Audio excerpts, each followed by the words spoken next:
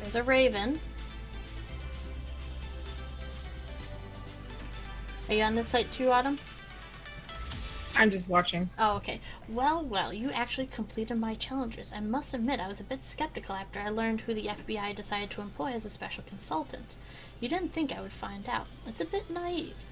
Very little escapes my attention, and I know exactly who you are. Don't be so quick to congratulate yourself. You have solved many of my puzzles, but you didn't keep good track of your time, now did you? As you're finishing your last challenge, the final float in the Mardi Gras parade rolled past the viewing stand in the French Quarter. I gave you one rule: complete my challenges before the end of the parade. Failure to do so meant my victim dies. And we must abide by the rules, mustn't we?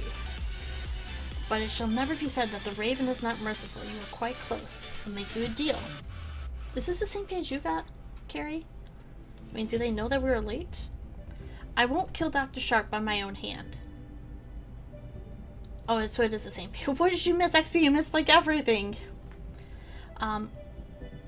Unfortunately, due to her present circumstance, she may be dead already since it took you so much time. Have you figured out where she is? Papa Midnight is her chaperone at the location we chose at this very moment. My deal is this: find Dr. Sharp. If she still lives, you may have her. If you don't reach her quickly, she will most likely be dead by the time you find her. Go now. Study the clues to determine where Dr. Sharp is located, then click here to proceed. Can I just click there? So we know it's at the cemetery. Yeah, just click there and see if you're in. Okay. The Raven Carnelavarium is in the dining room. Yeah, the cemetery.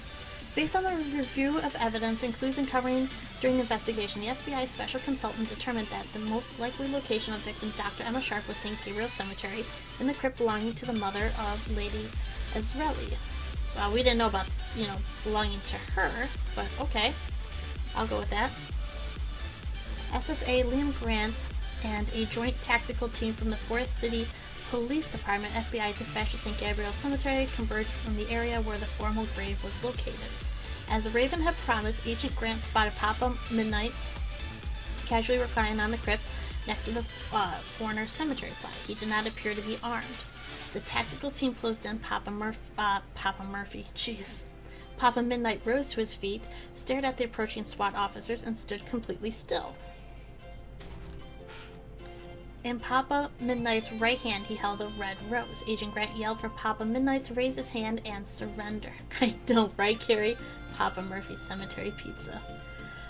Midnight slowly raised his hands above his head. He smiled and dropped the rose. When it hit the ground, a tremendous explosion erupted from the nearby crypt, knocking over 3 of the tactical team members to the ground and spraying the area with bits of stone and debris. Black smoke billowed into the air, and the explosion echoed among the stone crypts. During the confusion, in the seconds that followed the explosion, Papa Midnight received a rusty iron bar that was lying on the ground. He leapt at the nearest SWAT member, striking him down with a vicious blow to the side of his helmet. Papa Midnight picked up the fallen man's SWAT shield and held it up with his left arm. He then turned and advanced towards Agent Liam Grant. Grant aimed his weapon and fired. The bullet struck the SWAT shield with an ear-splitting crack. Papa Midnight was never even slowed. He kept advancing toward Grant with grim determination. Then he reached into his bag, slung across his waist, and retrieved another red rose. Papa Midnight threw the rose over his left shoulder. Well, that could be why the rose petal had singed edges and carbon residue on them, too. Because they're explosive ones. As it hit the ground, another explosion rocked St. Gabriel Cemetery, Midnight's right, knocking 2 more tactical team members down and filling the air with thick gray smoke. A spinning piece of stone struck Agent Grant in the forehead. He swayed unsteadily on his feet. Blood ran down his face into his eyes. Papa Midnight was now only about 5 yards away from Grant. Grant fired again. The bullet went wide, missing Papa Midnight completely. Grant wiped his eyes, aimed, and fired a 3rd time. This round struck the bulletproof window set in the SWAT shield and ricocheted off into the air. Papa Midnight didn't even blink. He continued to move forward. Then a female voice shouted among the crypts. It was Lady Azurli. Papa Midnight focused wavered for a moment as he heard Urzuli call out his name. The SWAT shield raised slightly as Papa Midnight glanced around for the source of the voice.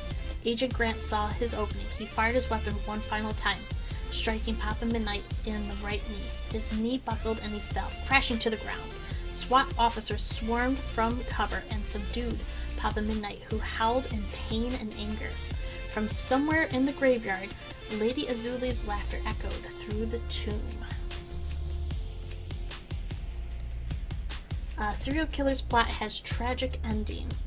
A diabolical scenario created by the serial killer called the Raven came to an abrupt and tragic end last night as the FBI and Forest City SWAT team closed in on the Raven's cohort. Papa Midnight ate at St. Gabriel Cemetery in the French quarters of Forest City. Assisted by an independent investigator, the FBI was able to determine the identity of the Forest City resident abducted as part of the Raven scheme, Dr. Emma Sharp. The special investigator was also able to determine the location that Dr. Sharp was being held by deciphering a series of clues and puzzles created by the Raven. In a ensuing raid at St. Gabriel's Cemetery, that one witness described as a war zone, the FBI was successful in subduing and arresting Papa Midnight. 7 SWAT officers and the FBI agent in charge were injured during the raid. Dr. Emma Sharp had been held since her abduction in a stone crypt belonging to the mother of local voodoo priestess Lady Azuli. When the FBI removed the lid to the crypt, they found Sharp already deceased, seemingly cradled in the arms of the skeletal Azuli matriarch already buried there. Sharp's body was partially covered with cemetery dirt.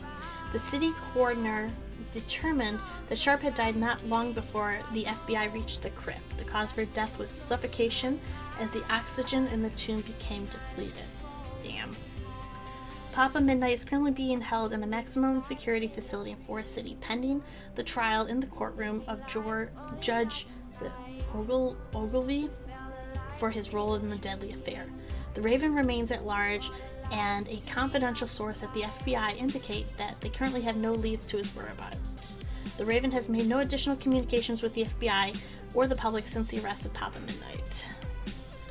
Sometime during the late hours of the night after the raid, St. Gabriel Cemetery, an unknown person secretly placed an object on the former crypt where Dr. Sharp lost her life. A single red rose.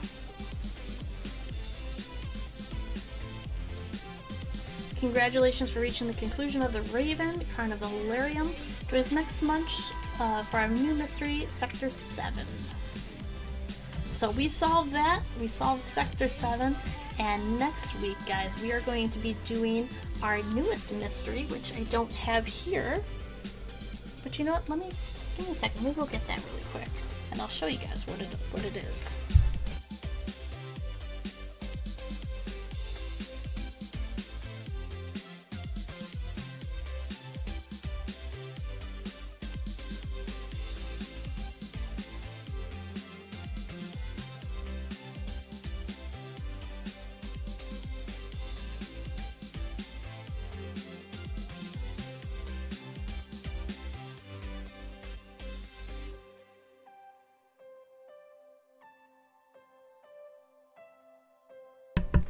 Alright, I gotta be able to hear.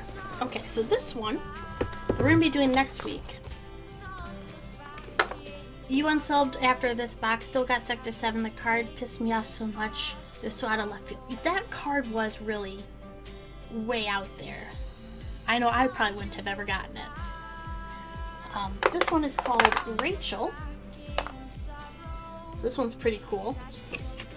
I think puzzle-wise, I preferred Sector 7 over the Raven.